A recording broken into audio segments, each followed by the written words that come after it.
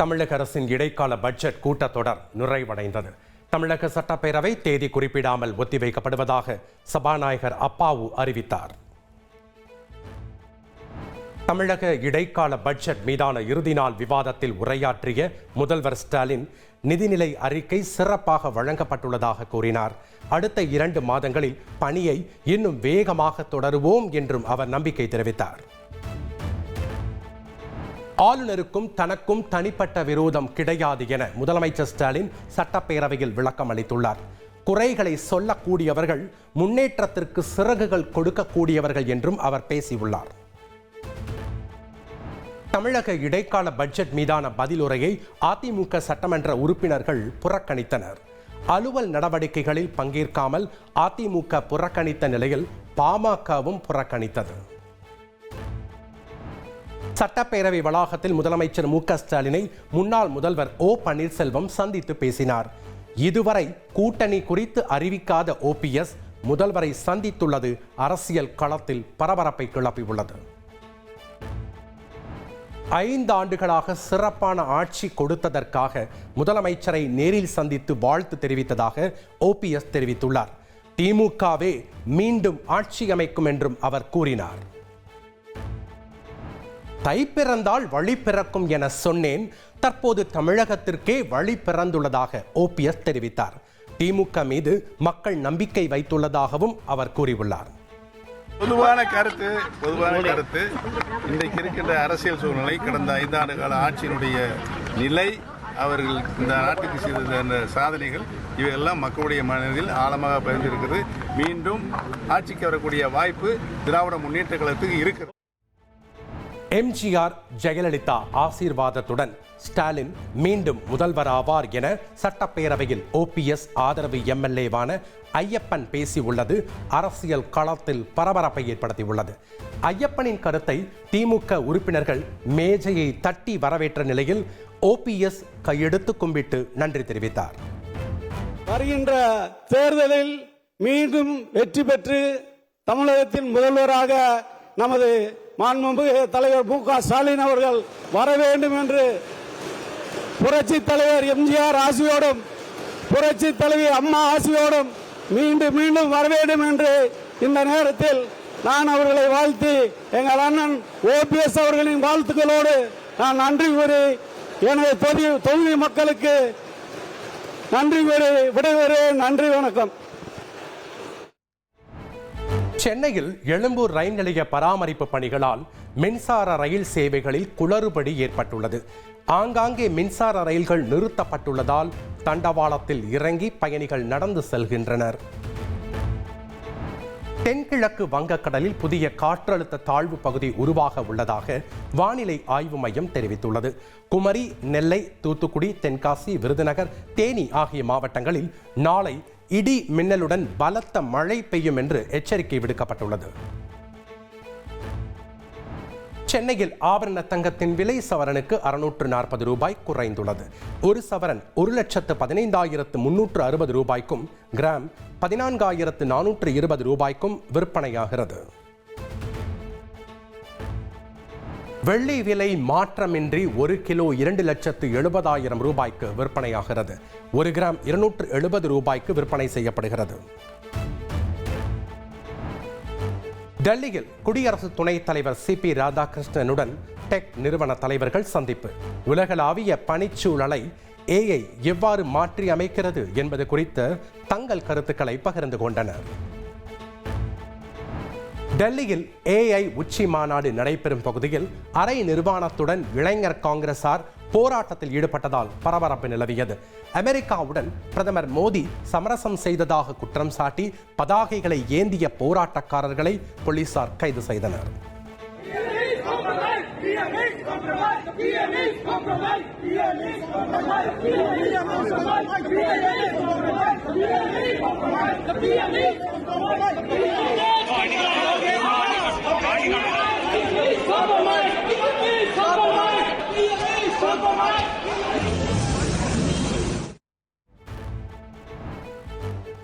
Delhi AI மாநாட்டில் போராட்டம் நடத்திய காங்கிரசாரின் நடவடிக்கை வெட்கக்கேடானது என்று பாதுகாப்புத்துறை அமைச்சர் ராஜ்நாத் சிங் சாடியுள்ளார்.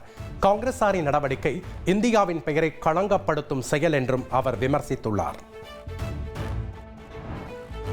காங்கிரசின் போராட்டத்திற்கு எதிர்ப்பு தெரிவிக்கும் வகையில் டெல்லியில் ராகுல் காந்தியின் வீட்டின் முன்பு பாஜகவினர் ஆர்ப்பாட்டத்தில் ஈடுபட்டனர்.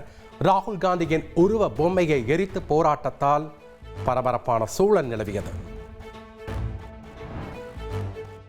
தமிழகத்தில் அரசியல் காரணங்களுக்காக ஹிந்தி மொழி பேசுவதும் படிப்பதும் தவிர்க்கப்படுவதாக ஆளுநர் RN ரவி குற்றம் சாட்டியுள்ளார். காஞ்சிபுரத்தில் நடந்த நிகழ்ச்சியில் மாணவர்களுடன் அவர் கலந்துரையாடிய போது இவ்வாறு தெரிவித்தார்.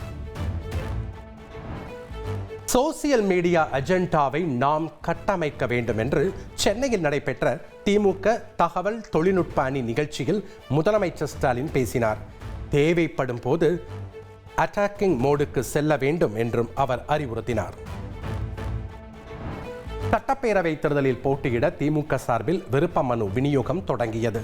பொது தொகுதியில் போட்டியிட 25,000 ரூபாயும், மகளிர் மற்றும் தனி தொகுதியில் போட்டியிட 15,000 ரூபாயும் விருப்ப மனு கட்டணமாக நிர்ணயிக்கப்பட்டுள்ளது.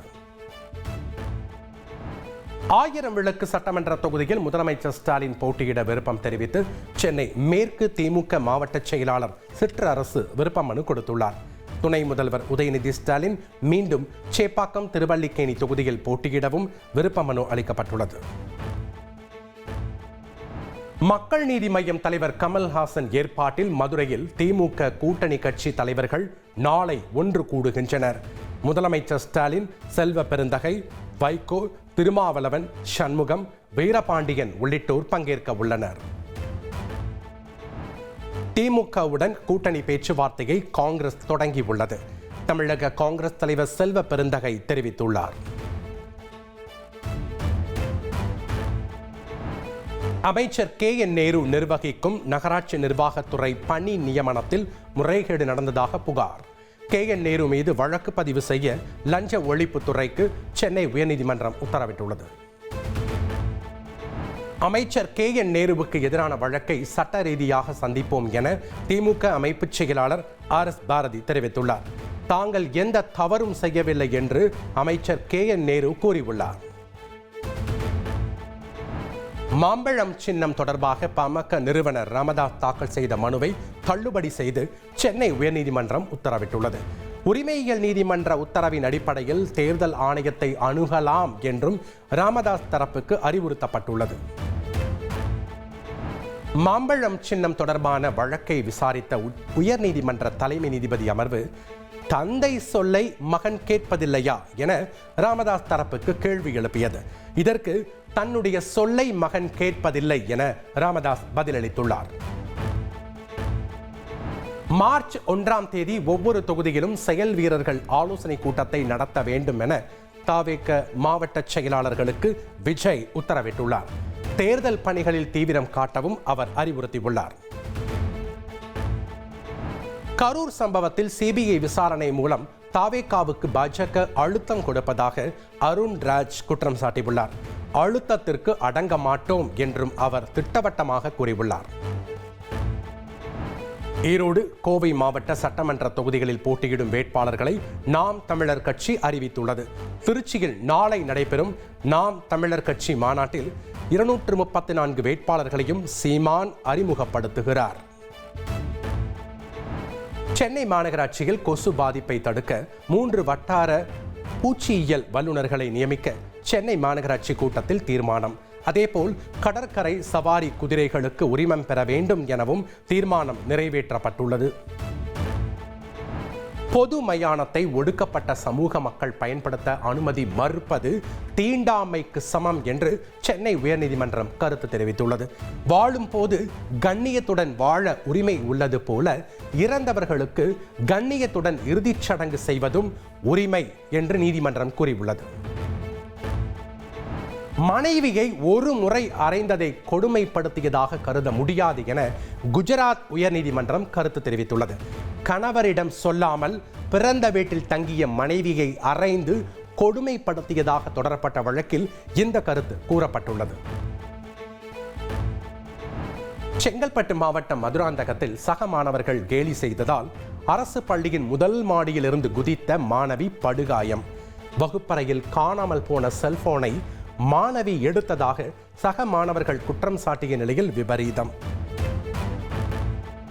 இலங்கை கடற்படையால் சிறை பிடிக்கப்பட்ட 22 மீனவர்களை விடுவிக்க கோரி ராமேஸ்வரம் மீனவர்கள் நாளை ஒரு நாள் அடையாள வேலை நிறுத்த போராட்டத்தை அறிவித்துள்ளனர். மத்திய மாநில அரசுகளை வலியுறுத்தி தங்கச்சி மடம் பேருந்து நிலையம் அருகே ஆர்ப்பாட்டம் நடைபெறும் என மீனவ சங்கங்கள் தெரிவித்துள்ளனர். இந்தியா அமெரிக்கா வர்த்தக ஒப்பந்தம் குறித்து பேச்சுவார்த்தை நடத்துவதற்காக இந்திய குழு அமெரிக்கா செல்கிறது. அடுத்த வாரம் அமெரிக்கா புறப்படுவதாக வெளியுறவுத்துறை செய்தி தொடர்பாளர் ரந்தீர் ஜெய்ஸ்வால் தெரிவித்துள்ளார். ஹிந்தி மற்றும் உள்ளூர் மொழிகளிடையே ஒருபோதும் மோதல் இருக்காது என்று மத்திய அமைச்சர் அமித்ஷா தெரிவித்துள்ளார். திரிபுராவில் நடந்த நிகழ்ச்சியில் பேசிய அவர் ஹிந்தி அனைத்து மொழிகளுக்கும் நண்பன் என்று கூறினார். மேற்கு வங்கத்தில் SIR முரண்பாடுகள் சார்ந்த கோரிக்கை ஆட்சேபனை மனுக்களை பரிசீலிக்க உத்தரவு. இதற்காக நீதிசார் அலுவலர்களை நியமித்து உச்சநீதிமன்றம் உத்தரவிட்டுள்ளது. நடிகை கஜோலின் பெயர், புகைப்படம், குரல் ஆகியவற்றை அனுமதியின்றி வணிக ரீதியாக பயன்படுத்த தடை. நடிகை கஜோல் தொடர்ந்த வழக்கில் டெல்லி உயர்நீதிமன்றம் இந்த உத்தரவை பிறப்பித்துள்ளது. என்பன் உதயநிதி தயாரிப்பில் ரஜினி கமல் இணைந்து நடிக்கும் படத்தின் ப்ரோமோ வீடியோ நாளை நண்பகல் 12:07 மணிக்கு வெளியாகிறது. 45 ஆண்டுகள் கழித்து இருவரும் இணைந்து நடிப்பதால் படத்திற்கான எதிர்பார்ப்பு எகிரி உள்ளது. தோனி CSK அணியில் இணைந்து 18 ஆண்டுகள் நிறைவு பெற்றது. அணி நிர்வாகத்தின் சிறப்பு போஸ்டரை பகிர்ந்து ரசிகர்கள் உற்சாகம். கீது மோகன்தாஸ் இயக்கத்தில் யாஷ் நடிப்பில் உருவாகியுள்ள டாக்ஸிக் படத்தின் டீசர் வெளியானது. மார்ச் 19ஆம் தேதி படம் வெளியிடப்படும் நிலையில் டீசரை படக்குழு வெளியிட்டுள்ளது.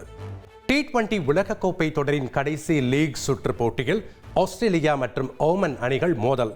டாஸ் வென்ற ஆஸ்திரேலிய அணி பந்து வீச்சு தேர்வு. தொடரிலிருந்து இரு அணிகளும் ஏற்கனவே வெளியேறியது குறிப்பிடத்தக்கது. இனி செல்லும் இடமெல்லாம் செய்தி.